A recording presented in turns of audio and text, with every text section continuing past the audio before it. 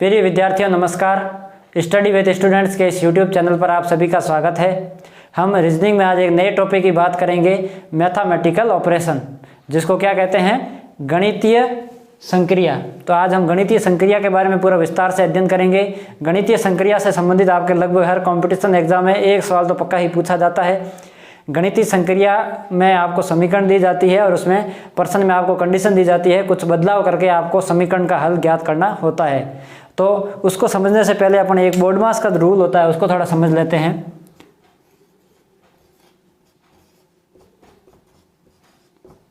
बोर्डमास का नियम क्या कहता है कि आपको कोई भी समीकरण दे रखा है तो सबसे पहले बोर्डमास के रूल से उसको हल करना होता है। बोर्डमास में बी का अर्थ होता है ब्रैकेट, जिसको कहते हैं अपन कोष्टक।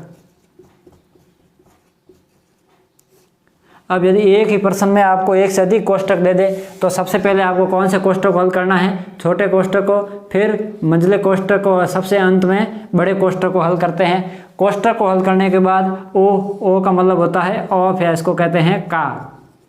जैसे आपको प्रश्न में दे दिया कि 25 का 6%, तो सबसे पहले ब्रैकेट को हल करोगे और उसके बाद ऑफ को हल करोगे। तो 25 का 6% दे दे, या ऐसा भी दे दे आपको 25 का 2/3 कितना होता है। तो इसको हल करने के बाद डी का मतलब होता है डिवीजन, जिसको अपन क्या कहते हैं, भाग कहते हैं।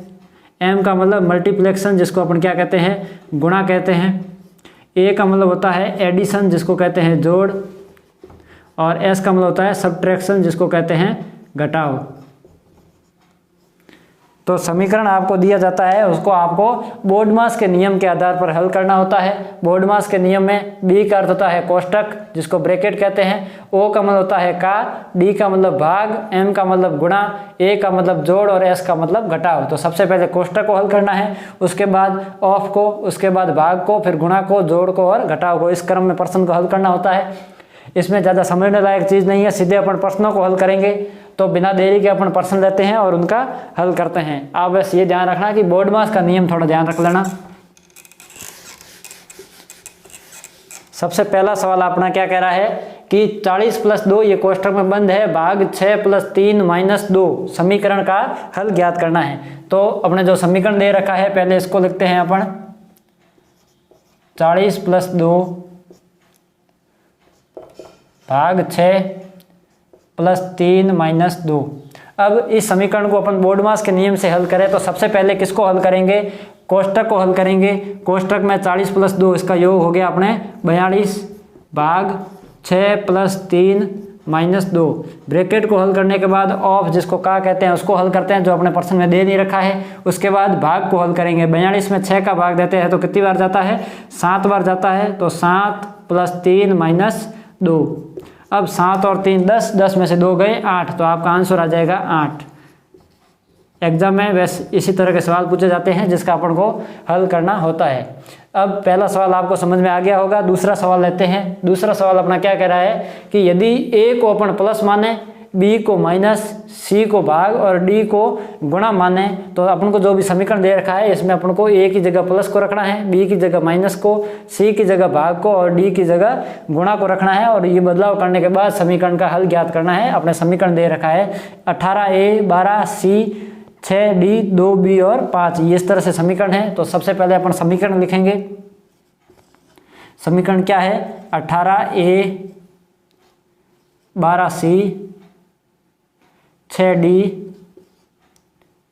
2b 5, तो ये समीकरण है। अब अपना सवाल क्या कह रहा है, अपन को जो प्रश्न कह रहा है उस तरह करेंगे।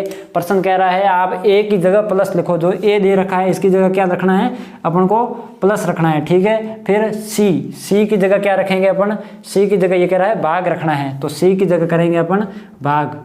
फिर डी की जगह, तो डी की जगह सवाल कह रहा है गुणा मानना है, तो इस डी की जगह अपन करेंगे गुणा।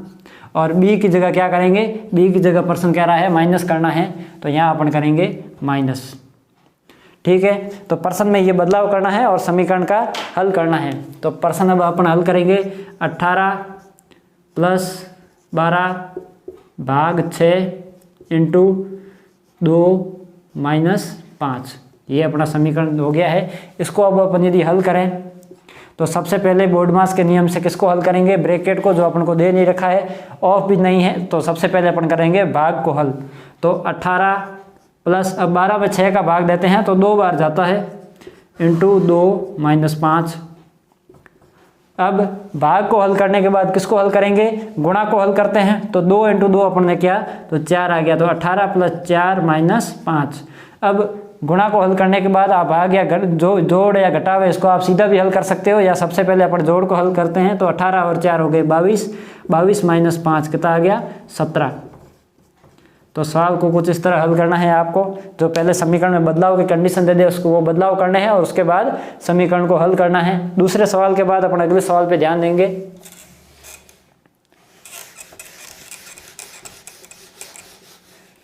तीसरा सवाल अपना क्या कह रहा है कि यदि r को अपन प्लस माने, s को माइनस, t को भाग और u को गुणा माने तो समीकरण 8u4 कोष्टक s7r6 का हल क्या होगा। तो तीसरा सवाल है अपना 8u4 s7r6। अब अपने क्या है, जो समीकरण में जो अपन को बदलाव करने हैं वो करेंगे। तो समीकरण में अपन u क्या कह रहे हैं, u को आप क्या मानो, गुणा मानो, तो u को अपन गुणा मान लेते हैं। फिर s को क्या कह रहा है, ये s को माइनस मानना है और r को प्लस मानना है। अब इस सवाल में आपको t को भी कहा है कि t को प्लस मानो, लेकिन समीकरण में आपके कहीं t नहीं है तो t का यहाँ कोई उपयोग नहीं होगा। तो अब इस समीकरण को क्या करेंगे, अपन बदलेंगे। तो कोष्टक में 8 इंटू 4 कोष्टक बंद, s की जगह पर माइनस लिखेंगे, फिर 7, r की जगह प्लस लिखेंगे और 6। अब इस समीकरण को आपको हल करना है। बोर्ड मास का नियम क्या कहता है कि सबसे पहले आप ब्रैकेट को हल कर दो। तो ब्रैकेट को अपन हल करेंगे तो 8 इंटू 4 आ गए अपने 32। अब ब्रैकेट नहीं आएगा क्योंकि अपन ने ब्रैकेट को हल कर दिया है, -7 प्लस 6। अब अपन क्या करेंगे, सब इसके बाद अपन गुणा को करते हैं, गुणा है नहीं तो प्लस को हल करेंगे। अब प्लस को हल करने के लिए क्या, अपन ने यहाँ लिखा 32। अब जो योग करेंगे तो 7 और 6 13 नहीं लिखना है, आपको ये याद रखना है जो संख्या के साथ चिन्ह है उसका भी उपयोग होता है। तो -7 प्लस 6, माइनस का 7 और 6 को जोड़ते हैं तो अपना क्या आता है, -1। क्यों आता है, क्योंकि 7 माइनस का है, 6 प्लस का है, इसलिए बड़ी संख्या में से छोटी संख्या को घटा दिया अपन ने और बड़ी संख्या का चिन्ह लगा दिया। तो 7 में 6 गया 1 और बड़ी संख्या के आगे माइनस का चिन्ह है, इसलिए -1। तो 32 माइनस 1 अपना आंसर क्या आएगा, 31 आएगा। अब इस सवाल को आप ऐसे भी कर सकते हो कि 32 में से 7 घटाओ तो अपना आएगा 25 और 25 और 6 31। तो जोड़ और घटाव में बोर्ड मास का नियम इतना जरूरी नहीं है, आप सीधा भी कर सकते हो। तो 32 में से 1 गया 31, ये आपको इस तरह हल करना है, आपका आंसर आ चुका है। तीसरे सवाल के बाद अपन चौथे सवाल की यदि बात करें, चौथा सवाल अपना क्या कह रहा है कि यदि प्लस गुणा का संकेत है, माइनस योग का संकेत है और भाग है ये घटाव का संकेत है, तो निम्न में से कौन सा समीकरण गलत है। आपको 4 ऑप्शन दे रखे हैं, 4 समीकरण दे रखे हैं, इसमें आपको प्लस की जगह गुणा रखना है, माइनस की जगह प्लस रखना है और भाग की जगह माइनस रखना है और फिर समीकरण को हल करना है। कौन सा समीकरण गलत है ये आपको बताना है। तो अपन एक एक करके समीकरण को लेंगे और जो कंडीशन कह रहा है उस आधार पर हल करेंगे। सबसे पहला ऑप्शन क्या कह रहा है अपन को, ए कह रहा है 6 प्लस 4 भाग 5 माइनस 5 बराबर 24। ये आपको दे रखा है। अब इसमें बदलाव क्या करना है कि प्लस को क्या करना है, गुणा में बदलना है। तो प्लस का जो संकेत है उसको आप क्या कर दो, गुणा कर दो। और अब अपना भाग है तो भाग को क्या करना है, घटाव समझना है। तो भाग की जगह अपन लिख देंगे घटाव, और जो घटाव का चिन्ह है इसको क्या करना है, योग करना है। तो यहाँ अपन कर देंगे योग। अब बोर्ड मास का नियम लाएंगे। यहाँ बोर्ड मास भाग या है नहीं, भाग के बाद गुणा है तो 6 इंटू 4 अपना हो गए 24 माइनस 5 प्लस 5 बराबर 24 आना चाहिए अपना, ठीक है। ये बराबर के उधर वाले भी नहीं लिखेंगे क्योंकि अपन को समीकरण चेक करना है कि अपना सही है या नहीं है। तो अब माइनस का 5 और प्लस का 5 0 हो गए, अपना आंसर क्या आ गया, 24 आ गया। तो अपना 24 इधर भी है और 24 इधर भी आ रहा है, दोनों तरफ 24 आ रहा है, मतलब अपना ये समीकरण क्या है, सही है। तो पहला समीकरण सही है। उसके बाद अपन बी को चेक करें। यदि अपन को प्रश्न में पूछा क्या है कि कौन सा समीकरण गलत है, जो समीकरण गलत है वह अपना उत्तर सही होगा, इस बात का विशेष ध्यान रखें। तो बी अपना कह रहा है 1 माइनस 9 प्लस 4 भाग 12 बराबर 25। अब माइनस की जगह क्या रखना है आपको, माइनस की जगह रखना है प्लस, प्लस की जगह क्या करना है, प्लस की जगह गुणा का संकेत है तो यहाँ हो जाएगा गुणा, और भाग को किससे लिखना है, घटाव से लिखना है, यहाँ आ जाएगा माइनस। अब समीकरण को हल करेंगे अपन। तो भाग यहाँ है नहीं, गुणा 9 × 4 किया अपने 36 आ गया यहाँ, +1 - 12। अब इसको जब हल करेंगे, अब 36 में 1 जोड़ेंगे तो अपना आ जाएगा 37, 37 में से अपन 12 घटाएंगे तो आ जाएगा 25। तो ये भी इधर भी 25 आ रहा है, इधर भी 25 था, तो ये भी अपना समीकरण सही है। अब बी के बाद सी को अपन हल करेंगे। सी अपना क्या कह रहा है कि 10 - 7 + 3 भाग 8 बराबर 23 आना चाहिए बदलाव के बाद। तो अपने माइनस की जगह क्या लिखना है यहाँ आप याद रखो, माइनस की जगह प्लस, प्लस की जगह गुणा और भाग की जगह माइनस। जो समीकरण जो अपने प्रश्न में कहा है वो बदलाव अपन ने कर दिया है कि यदि प्लस को अपन गुणा के संकेत से, माइनस को योग के और भाग को घटाव के संकेत से दे तो निम्न में से कौन सा समीकरण गलत होगा। तो अपन ने ये परिवर्तन किया है। अब बोर्डमास के नियम से हल करना है। 10 + 7 × 3 - 8, तो इसमें सबसे पहले अपन गुणा करेंगे। तो 10 + 7 × 3 किया 21 आ गया, 8 घटाना है, 10 और 21 हो गए अपने 31, 31 में 8 गए तो अपने बच गए 23। तो यहाँ भी 23 बच रहे हैं, तो यहाँ भी 23 है, यहाँ भी 23 है, इसलिए ये समीकरण भी सही है। इसके बाद अपन अंतिम चेक करते हैं। 3 + 3 भाग 3 - 3 बराबर 6 आना चाहिए बदलाव के बाद। तो अब प्लस की जगह अपन को क्या करना है, गुणा करना है, भाग की जगह माइनस करना है और माइनस की जगह अपन क्या करना है, प्लस करना है। प्रश्न में कहा वैसा अपन ने एक बदलाव कर दिया है। अब समीकरण को हल करते हैं। बोर्डमास का नियम लगाएंगे। तो सबसे पहले 3 × 3 अपने हो गए 9, -3 + 3, -3 और +3 0 हो गए और अपना यहाँ आया है 9, लेकिन ये अपना आना क्या चाहिए था 6। तो अपना ये समीकरण सही नहीं है, दोनों तरफ मान बराबर नहीं आया, इसलिए ये समीकरण गलत है, बोर्डमास के नियम की पालना नहीं करता है। इसलिए अपना सही आंसर क्या होगा, सही आंसर होगा अपना डी, क्योंकि अपन को प्रश्न में यही पूछा कि कौन सा समीकरण गलत है। ठीक है, उम्मीद करता हूँ ये चौथा सवाल भी समझ में आ गया होगा। अब पांचवें सवाल की यदि अपन बात करें, अब ये कुछ सवाल है आगे के, ये बोर्डमास के नियम से थोड़े अलग है। गणितीय संक्रिया के दौरान ये प्रश्न आते हैं, लेकिन यहाँ बोर्डमास के नियम काम नहीं आता है। यहाँ कुछ विशिष्ट गुणधर्म के आधार पर प्रश्न है। पांचवा सवाल यदि अपन देखें कि 5 + 2 + 3, 5 + 2 + 3, इसको क्या कहा है 25, 10, 15, 25, 10 और 15 कहा गया है प्रश्न के अनुसार। पांचवा सवाल है। फिर कह रहा है ये कि 4 + 7 + 1, 4 + 7 + 1, इसका मान कितना है 20, 35, 5। तो सवाल कह रहा है कि 6 + 3 + 1 की वैल्यू कितनी होगी, 6 + 3 + 1 का मान कितना होगा। तो अब अपन क्या करेंगे, यहाँ बोर्डमास का नियम कोई काम नहीं आएगा। आपको ये कह रहा है कि 5 + 2 + 3 की वैल्यू है 25 + 10 और 15। तो आप ये चेक करो कि यहाँ 5 से 25 में, 2 से 10 में और 3 से 15 में ऐसे क्या कॉमन परिवर्तन आ रहा है, उससे अपन ये सवाल हल हो रहा है। तो यदि आप यहाँ एक नोट करो कि 5 को यदि अपन 5 से गुणा करें, 5 का 5 गुणा कर दे यदि, तो अपना 25 हो जाता है। तो 5 को यहाँ क्या किया है 5 से गुणा किया है, 2 को 5 गुणा कर दिया तो अपना 10 हो गया, मतलब 2 को भी 5 से गुणा किया है और 3 को भी 5 से गुणा किया, तब अपने क्या आया है 15। तो इन तीनों को किससे गुणा किया है 5 से गुणा किया है। अब इसको चेक करते हैं अपन सेकंड वाले को, 4 + 7 + 1, इसको लिखा है 20 + 35 और 5। तो अब 4 का यदि अपन 5 गुणा करें तो अपना क्या आएगा, यहाँ 20 आ जाएगा, 4 का 5 गुणा। अब 7 का 5 गुणा करते हैं, तो 7 का अपन ने जब 5 गुणा किया तो अपना आ गया 7 × 5 = 35 और 1 का 5 गुणा जब अपन ने किया तो अपना क्या आ गया 5 आ गया। ठीक है, तो इस प्रकार ये दोनों 5 से 5 गुणा हो रहे हैं। तो अपना इसको क्या करें, जो अपने को सवाल दे रखा है इसको भी क्या करना है 5 गुणा करना है, अपना आंसर आ जाएगा। तो 6 को 5 गुणा करेंगे तो अपना क्या आंसर आएगा 6 × 5 = 30।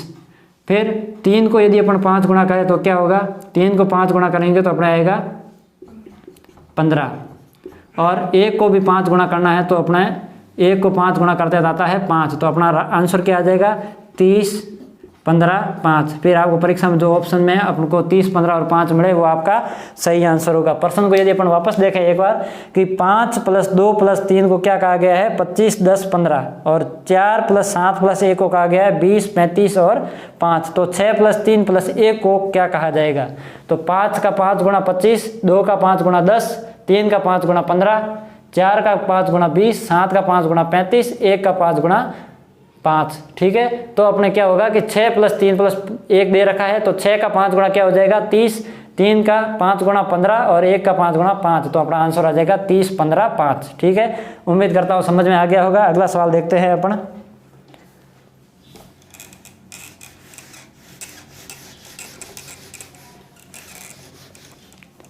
छठा सवाल क्या कह रहा है कि 15 को यदि अपन 90 से दर्शाएं, 15 को यदि 90 माने, 23 को यदि अपन 115 माने, तो 16 को अपन क्या मान सकते हैं। गणितीय संक्रिया के अनुसार इस सवाल को हल करना है। यहाँ भी बोर्ड मास का नियम नहीं लगेगा, एक विशिष्ट नियम ही लगेगा, ठीक है। तो 15 को 90 माना है, मतलब 15 को अपन यदि एक तरफ तो ये कहे कि 15 को 90 मतलब 15 का 6 गुणा हुआ है, 6 से गुणा किया तब 90 आया है 15 से। तो अब यहाँ बात करें यदि इसको 23 को 6 से गुणा करें तो 115 नहीं आएगा। तो अपन को एक विशिष्ट चीज़ याद रखनी है यहाँ कि 5 और 1 6 दोनों अंकों का योग किया है, दोनों अंकों का योग किया है और उसको क्या किया है कि जो संख्या है उससे गुणा की है। तो जैसे 5 और 1 6, 6 की गुणा किससे की है इस संख्या से, तो 15 × 6 अपने कितना आ गया 90 आ गया। अब 23 दे रखा है, तो 23 को यदि इस अनुसार करें तो दोनों संख्याओं का योग कितना हो गया 3 और 2 5 हो गया है, और इसकी यदि अपन 23 से गुणा करें तो अपना आ जाएगा 115। तो इसी तरह अपन को ये सवाल भी हल करना है। अब इसमें दोनों संख्याओं का योग 1 + 6 कितना हो गया 7, इसकी गुणा किससे करनी होगी 16 से, तो 16 × 7 112, 16 7 112, तो अपना आंसर आ जाएगा 112। समझ में आ गया होगा। वापस देखते हैं एक बार कि यदि 15 को 90 माना जाए, 23 को 115 तो 16 को अपन क्या कहेंगे। तो 15 को 90 से जैसे 6 गुणा हुआ है, 15 × 6 90 हुआ है, लेकिन 23 × 6 115 नहीं होता है। तो वापस यहाँ चेक करेंगे कि इन संख्याओं का अपन ने योग किया है, 5 + 1 कितना होगा 6 हो रहा है। तो इन दोनों संख्याओं का योग करने के बाद इसी संख्या से यदि अपन गुणा करें तो वो संख्या 90 आ रही है। यहाँ भी इन दोनों संख्याओं का योग किया, 2 + 3 कितना हो गया 5, 23 की गुणा 5 से करते हैं 115 आते हैं। तो अपन 16 में 1 + 6 करते हैं तो 7 होगा, और 7 की गुणा 16 से करेंगे तो आंसर क्या आएगा 112 आएगा। इसके बाद अपन अगले सवाल की यदि बात करें, अगला सवाल अपन को कह रहा है 7वां कि यदि 257 × 11 + 2 इसको अपन क्या कहते हैं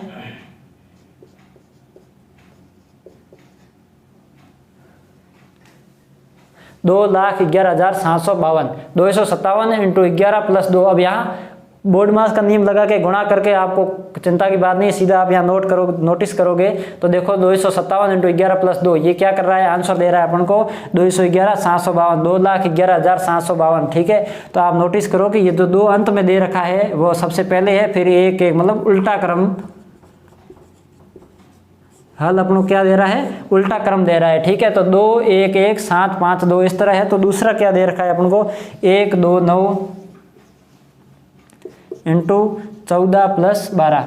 तो इसको अपन जब हल करेंगे तो क्या होगा उल्टे क्रम में हल करना है, तो आंसर आएगा 2 1 4 1 9 2 1। ये अपन को दे रखा है 2 1 4 1 9 2 1। तो इस सवाल को भी हल कर सकते हैं अपन आसानी से। इसमें अपन को कहा है 123 × 7 + 19। तो इसको कैसे हल करेंगे उल्टे क्रम में यदि अपन हल करें तो सबसे पहले क्या लिखेंगे 9, 9 के बाद 1, फिर 7, फिर 3, फिर 2 और 1। तो इस तरह करेंगे तो अपना आंसर आ जाएगा। सवाल क्या दे रखा है कि 257 × 11 + 2 इसको अपन कहते हैं 2,11,752। कुछ नहीं किया है इसने, क्या किया है कि उल्टे क्रम में लिखा है। जो अपन को प्रश्न दे रखा है इसमें इन चिन्हों को हटा दिया है और उल्टे क्रम में लिख दिया है। तो इस सवाल को भी अपन आसानी से कर सकते हैं कि 123 × 7 + 19 इसको उल्टे क्रम में लिख दिया, 9 1 7 3 2 1, ये अपना आंसर आ जाएगा। इसके बाद जो अपना अंतिम सवाल है उसको अपन समझेंगे।